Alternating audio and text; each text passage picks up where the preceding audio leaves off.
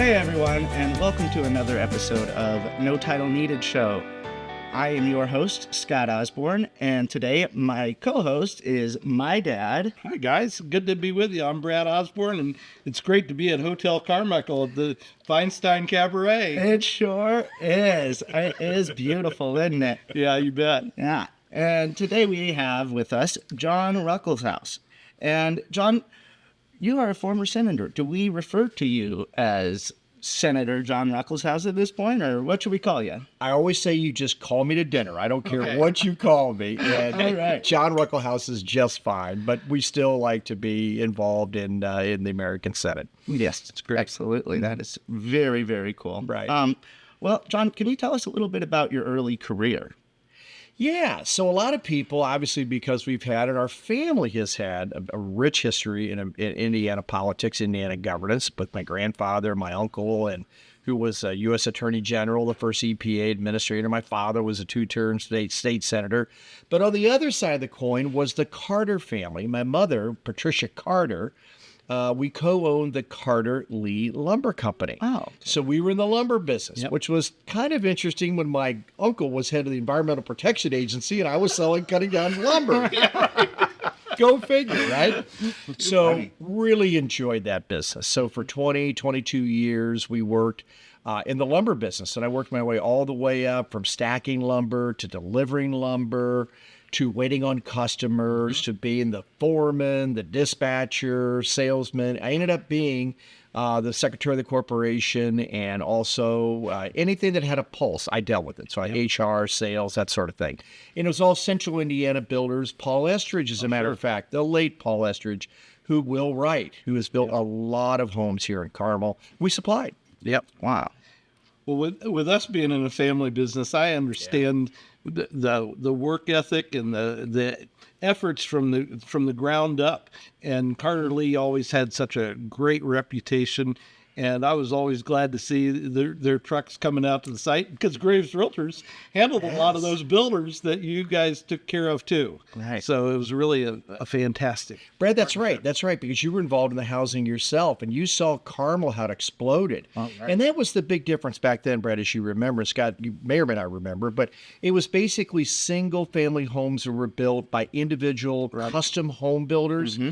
And so when I was in the business, it was 70 to 80% those custom home builders, like Paul Estridge you talked to, like Will Wright, Rex, et cetera. So that was really cool, and that you could really have a relationship with your customer, make recommendations, et cetera. Now it's 80% by production, out-of-state builders, completely different business model. Yeah, Absolutely. Yep. Full neighborhoods planned out in advance. Yeah, not saying that they're bad, and it just, the finances just took over, right? Because the cost of land development and then regulations with the cities, it just became too onerous then for custom homeowners. We still have them, but they're at the very high end of the market right now. Right. But you had a lot of great people working with you at Carter Lee. I mean, I beat those drivers, and I knew some of the other fellows that were behind the scenes over the years, and so it was a terrific bunch of guys. Oh, we did, Brad. We had I could talk for hours. As a matter of fact, we had such a migration pattern of folks from Tennessee and Kentucky. I had to learn a whole new dialect. So let me tell you a quick story. As a matter of fact, one of the first days I was in the lumber business, I was carrying a piece of 6x6 timber, about 150 pounds on my shoulder, and I asked one of the guys, I said, well, where should I put it? He said, put it against the wall. And I just started, what does against the wall mean? Well, that means against the wall. Yeah, right. So I had to translate English to Kentucky and Kentucky to English. Yeah, right. I'm proficient in that. Good deal. Good skill to have. Hey, but as a public servant, you have really had your hand in so much in your life. It's just been incredible to observe the ways you've contributed. Would you go on a little bit more about that? Yeah, thanks, Brad. It's been a real honor. So obviously growing up in the family, you learn public service at a very young age, and you learn it the right way. Yeah. You learn it that you don't get into it unless you really, truly want to help individuals and help your state move forward. Yep. Because the axiom in our family always was, there was no pressure, no push like some other quote unquote political families about getting. It was completely the opposite. Mm-hmm. So we started out at a very young age helping my uncle when he ran for United States Senate in 1968, was unsuccessful. But then I started when, after graduating from college, I was elected to the Indiana House of Representatives in 1990. And then I lost my seat. We're talking about redistricting right now. I lost my seat because we, the Republicans, were in the minority and the Democrats were in the majority. And they literally went down my street and drew my house in with another rep. I was out. So in 19, I remember when that happened. Yeah. And that's unfortunately politics. And this is very interesting because in the spring then of 1992 is when I first ran for the Indiana Senate because I'd lost my seat in the House. And I lost to then in the primary Teresa Lubbers, who went on to be an incredible state senator and a dear friend and a true champion for Hoosiers and workforce and higher education. Absolutely. And it was the best thing that ever happened to me because I had no idea, and we'll get into this later on, but of the family issues that we would have on health care, and I needed to be a dad. And you only get, as you know, with this guy right here, one shot at being a dad. And for the next 24 years, I stayed out of elected politics, turned down multiple opportunities to go run again and serve. Because, again, I wanted to be there for the kickball games. I wanted to be there for the softball games. Now, our kids had lousy records in any of this. There was no NIL or scholarships coming our way. But I hit pay dirt because every one of these of my 3 children all went on to get a doctorate, a master's, and a law degree. Amazing people. Yeah. I'm blessed. Happy. That is fantastic. So, go ahead. Well, and then you did come back around being a senator. Yes. though. So then, fast forward, the lumber business, as the market was changing, and it wasn't that we had to sell, but it was the right, prudent move to sell. So we sold to a national company, ProBuild, and they had the national contracts with these national home builders. So that was the right thing to do because we just couldn't get the buying power. So this is a good story. So at that point, a good friend of our family, then Governor Mitch Daniels, I went into his office and said, Governor, I'm ready to come back for public service and I'd like to work. And he looked at me, Mitch Daniels, and he looked at me and he said, well, what are you doing right now? And I said, well, Governor, actually, I'm unemployed. He said, perfect. He said, why don't you go over and help run the unemployment division because you're qualified. True story. Absolutely true story. And that was transformative. So I became the deputy commissioner of the Department of Workforce Development. So that allowed me for a period of 3 years during the Great Recession in 2006, 7, 8, 9. And Brad, you know that in real estate, how It was tough. Just absolutely tanked. And we all talk about interest rates, right? Remember when they were 18%? I sure do. You don't want to go there. So I was able to travel to all 92 counties and really get a feel for what this state is all about. It is a heavy manufacturing state. And in particular, what I saw, this was during the great offshoring period. This is when a lot of companies were shutting down and a lot of those jobs were going overseas. And a lot of these generation of Hoosiers, 3rd, 4th, 5th generation at like Guide Corporation, and which is employed 5,000 Hoosiers and Anderson, Borg Warner, and Muncie. What are they going to do? Sure, they got a severance package, but they had limited skills. They need to be retrained. They didn't want to be retrained to a nurse or something like that, which made some sense. But this is this generation that fell, and a lot of people, obviously fast forwarding, how did Trump catch fire? Well, that's exactly what happened. Those people really latched on to those issues that he was promulgating down the road, whether you agree with it or disagree with it. That's really what captured them. So what I found right there, and this is what I took to the Senate, is that not everybody needs to go to college. And what's important is these people have skills and they're good with their hands. We need plumbers, electricians, HVAC reps, et cetera. So one of the big things that I did then, when I went back to the Indiana State Senate, I did win in 2016 and served 4 years, is I was really working on that workforce piece and trying to integrate the vocational system into the high schools to make it a seamless system. So in other words, Ivy Tech should be in our high schools. They shouldn't have standalone buildings. Sometimes Ivy Tech thinks they've got a better football team than IU. Not right now, right? But the point is, if they're right there in our schools, it's seamless. So you can graduate in 4 years, maybe 5, and with a high school degree, industry recognized certificate, and an associate's degree. Zero cost. That's what I was championing. It was fantastic program. Yeah, really. Well, we've got to take a short break, but we will be right back with No Title Needed.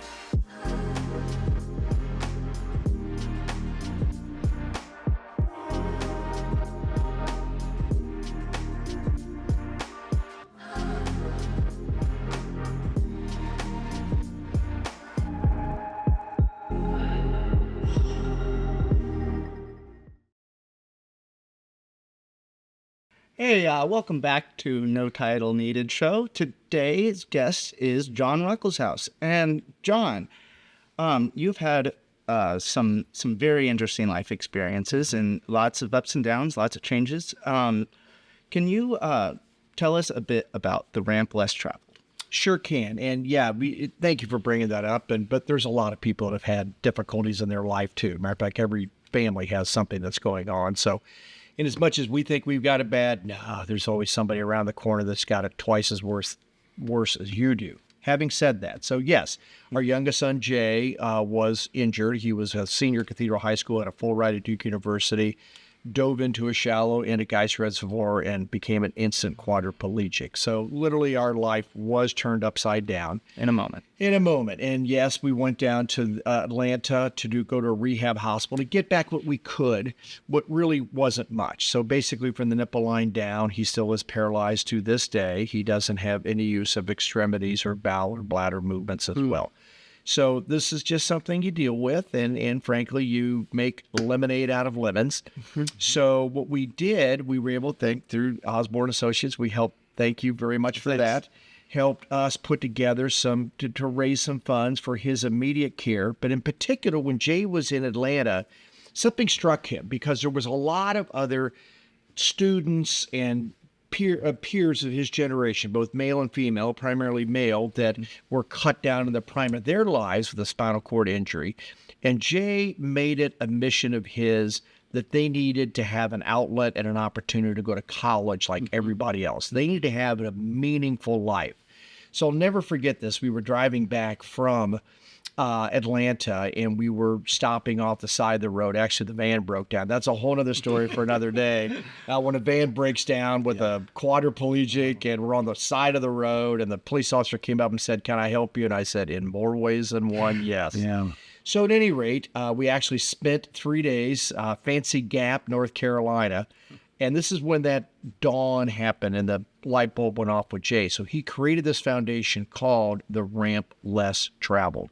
And so what he's done is he's raised money, over $500,000 now, and he's put roughly 10 spinal cord injured individuals through college.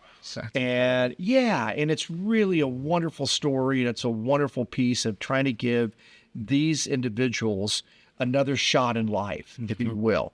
And he still raises funds to this day. And it's not his principal thing that he does, but it's a passion. Incredible. That's incredible. Yep. What a guy. Yeah. And to hear some of the stories that I heard when looking at the Ramp Less Traveled website, the appreciation that people have for it and the ability to do things that most of us would think we couldn't do if we had a spinal cord injury. But knowing the family as I've been fortunate to have, and I remember the passionate conversations when he was still at the hospital in Atlanta, thinking through some of these things to lead to this way of serving others.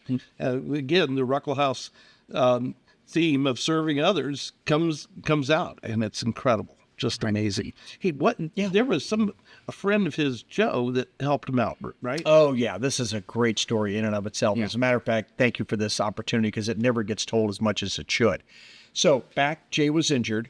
Jay then was down in Atlanta, and Jay was going to go to Duke University. They kept his scholarship.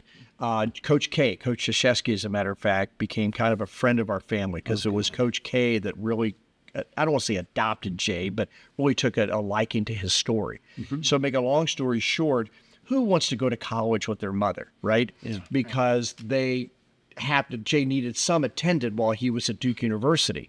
So Jay just was trying to figure this out. Well, meanwhile, one of his good friends and our former neighbor went to Cathedral High School, the Whitaker family, 7 good Catholic family, 8 children. And Joe Whitaker was in Jay's class. He was an athlete, but academics were not his strong suit at all. So when Jay then, during that summer, Joe then went off, and Jay was down in Atlanta going through rehab. Joe went to Dayton, University of Dayton. Things just didn't work out, and he dropped out at Dayton University. So he was going nowhere fast. He was actually working as a roofer. Again, just going nowhere fast. Jay decided, hey, that's the guy that could be my attendant. He didn't know anything about healthcare, didn't know anything about taking care of a quadriplegic, et cetera, because you would think a quadriplegic very fragile, something like that. But Joe stepped up and said, nah, let me give it a try. Let me try it for 1 semester. Let me see how it works out. So Joe then goes down. The university allows him to stay in Jay's room. Jay then joins a fraternity at Duke University. The fraternity adopts Joe. Wow. Well, 1 year led to 2 years. 2 years led to 3 years, and Joe said, I'm in for all 4. So Joe Whitaker learned how to take care of a quadriplegic from A to Z, Z to A, and he was so motivated by this that he actually, when he got back, took nursing and became a registered nurse as a result of this.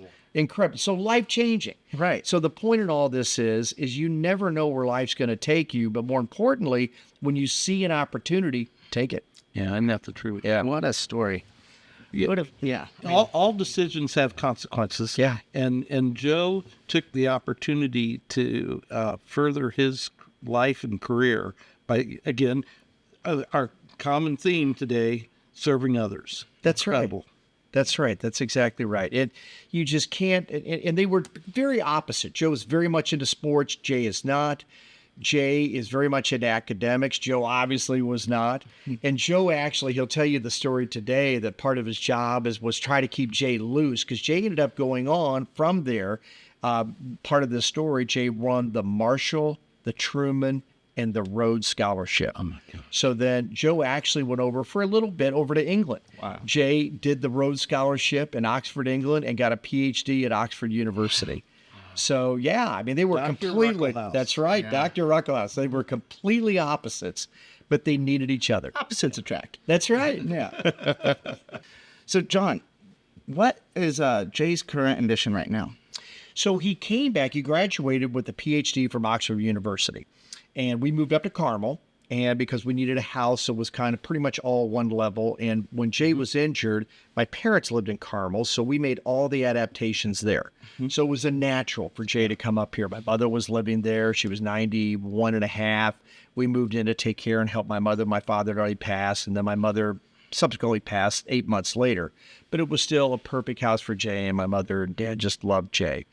So he came, and he started a company. So he had multiple roads to go down. He could have gone down academia. He could have gone into government service, but he really wanted to try business. He really wanted to learn. So he's a co-founder of a startup company called Gravity. They're in the climate change space, and basically it's a business-to-business software. And your Cummins engine company, for example, Okay. they'll measure your carbon footprint, show you ways to mitigate the carbon, and show you ways to save on energy. So it's a win-win-win. They're already up to about 60 employees as his co-founder, right? And the incredible thing is we get Jay, my wife and I are his attendant. So we get Jay in his chair every morning by 8:15. He doesn't stop working until 10 o'clock every night. Wow. Incredible. All day. We just feed him food, right, and let him do his thing. But his work ethic is just off the charts. So it's a virtual company. They're based in San Francisco. Occasionally we'll have to fly him out there for some meetings. But for the most part, just virtually, and they're doing very well. And it's still helping the environment, too. That's right. Yeah. Win-win-win. Yeah. Absolutely. Incredible. Well, John, thanks again for being here, and really appreciate you. Thank you. Thank giving you us very the much. time. Thank you very much, Bradley. And thank you as well for watching. And we are again shooting at Feinstein's Cabaret at the Hotel Carmichael. We have been your hosts, Scott And Brad Osborne. and we'll look forward to seeing you next week.